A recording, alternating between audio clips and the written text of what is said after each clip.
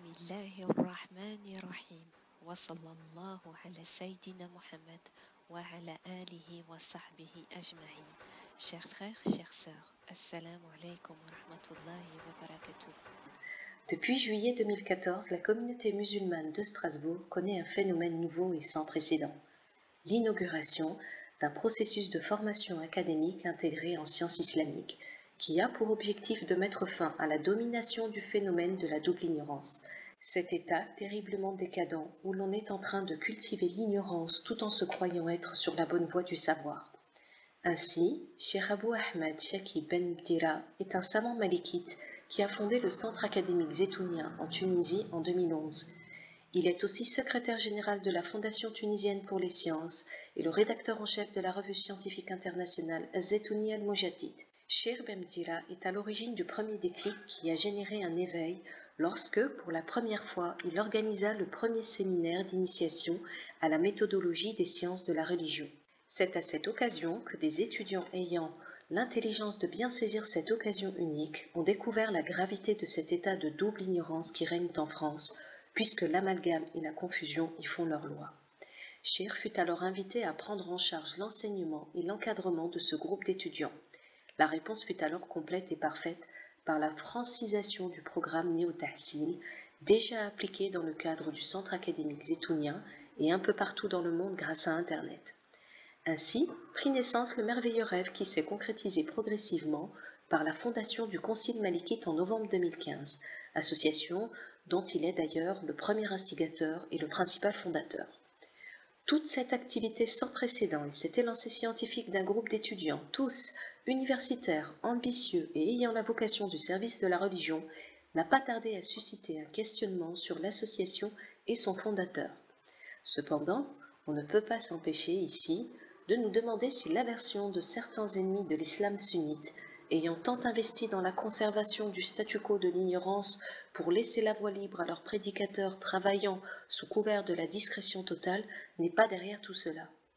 Mais avant de commencer cette biographie complète de Cheikh Abou Ahmed Chaki Ben Mtira, je tiens à vous faire une rapide présentation de son programme d'enseignement. Depuis l'année 2011, dans le Centre académique zétounien en Tunisie, et depuis 2014 à Strasbourg, il dispense le programme zétounien rénové, dont l'aboutissement est un long travail de réflexion et de révision. Ce programme est aussi une étude critique des expériences passées ou actuelles des enseignements religieux qui se programment totalement, voire partiellement, de la prestigieuse institution maghrébine Zetouna. Rappelons que la Zetouna est la première académie scientifique religieuse du monde musulman, puisqu'elle a été fondée en l'an 726 de l'ère chrétienne dans l'enceinte de la mosquée portant le même nom à Tunis. Cependant, en 1959, cette académie a été contrainte pour la première fois de sa longue et glorieuse histoire à s'éclipser de la vie publique suite à sa fermeture officielle. Cette fermeture l'empêche encore aujourd'hui de jouer son rôle indispensable qui consiste à mettre en relief l'islam authentique, médinois, celui de la modération et de l'équilibre, et ainsi chasser de la scène culturelle musulmane les versions marginales radicalisées de l'islam. Force est de constater que l'occultation de cette prestigieuse institution, bien qu'accompagnée par la mise en place d'une université conventionnelle de moindre perspective et portant le même nom, a engendré la recrudescence des sectes et tendances marginales ressuscitées après des siècles de mise à l'écart. Toutefois, contre vents et marées, les enseignements zétouniens authentiques ont pu se poursuivre puisqu'ils avaient trouvé des enseignants militants et engagés en les personnes de plusieurs fidèles, dont son dernier grand cheikh, Feu Mohamed Tahar Ben Achour, et son grand programme de réforme. Ainsi, ces fidèles disciples zétouniens se portent volontaires pour continuer la grande mission, assurant la continuité de la transmission de ces enseignements pour de nouvelles générations de jeunes engagés dans cette voie divine. C'est donc ainsi que le fruit scientifique de ce processus salutaire fut la mise en application de 3 programmes de rénovation touchant les 3 grands cycles de l'enseignement zétounien. À l'origine de ces programmes se trouve la réflexion rénovatrice du dernier érudit de la Zetouna, Cheikh Mohamed Tahar Ben Achour, et de son illustre fils, l'ancien grand moufti de Tunisie Mohamed Fadel, ainsi que leur disciple commun, Cheikh Ali Ben Mdira, que Dieu les agrée tous.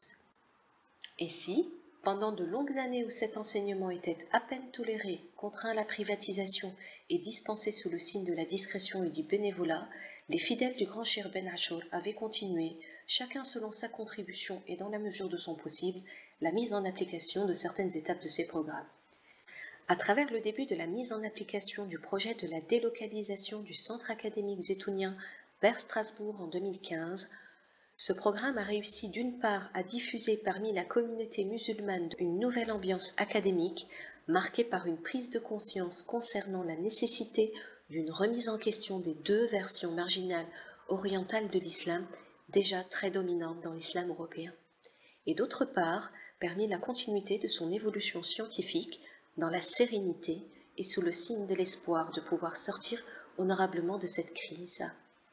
Il est donc de notre devoir de demander à notre cher professeur de mettre fin à sa modestie et d'éclairer tous ses amis qui ne le connaissent que de loin sur son parcours exceptionnellement riche et ses très nombreuses œuvres et activités scientifiques ainsi que politiques. De fait, tous les aspects de sa vie occultée, aussi bien par ses détracteurs que par sa propre modestie, qu'il a d'ailleurs toujours empêché d'exposer ses mérites, vont être levés. Avant de passer la parole au professeur, je me permets de le présenter en quelques mots, dont je confie le développement à ses soins. Cheikh Abu Ahmed Shakib Ben Dira est né en 1960 à la ville de Xiba, dans le Sahel tunisien. Il est enfant d'une famille vénérable d'hommes de religion. Son grand-père, Omar, fut un soufi et son père était un cheikh de la Zaytouna.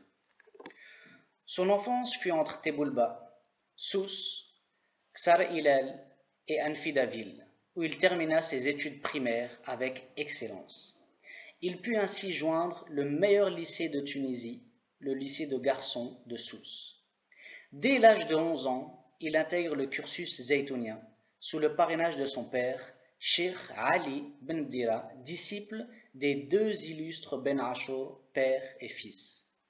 Son enseignement religieux, auquel il adhère sérieusement, fut continu, aussi bien pendant l'année scolaire que pendant les vacances, aussi bien au lycée, dans l'enceinte de la mosquée de l'internat, qu'à la mosquée de Souss et dans l'enceinte de Sidi Ayesh, qui fut une succursale locale de la Zaytouna, et enfin à son propre domicile.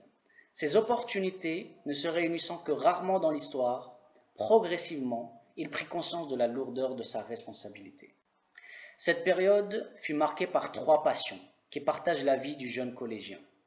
D'abord par le cursus islamique zaytounien, ensuite par les études conventionnelles, et enfin par le jeu d'échecs et son enseignement. Mais une quatrième dimension dans sa formation ne tarda pas à faire surface, représentée par la prise de conscience politique depuis la guerre d'octobre 1973. Le véritable déclic pour le cursus zaytounien fut à l'âge de 13 ans, lorsqu'il assiste au cours d'un jeune zaytounien seulement 3 ans plus âgé que lui.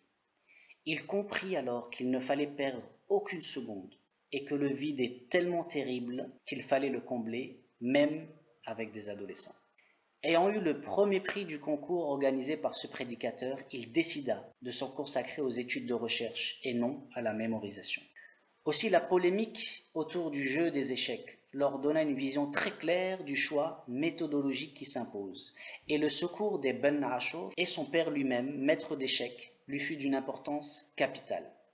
Ainsi, à l'âge de 15 ans, il devait faire face aux deux courants conservateurs de l'époque, le courant salafiste et le courant des anciens zaytouniens anté-achourim.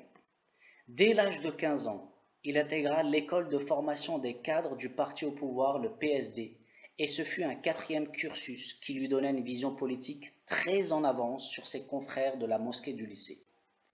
Lauréat du grand concours annuel de l'école de formation des cadres, il eut droit à un voyage en Bulgarie et en Roumanie en août 1978, fêtant ainsi son bac qu'il venait de décrocher, malgré un malaise cardiaque aigu.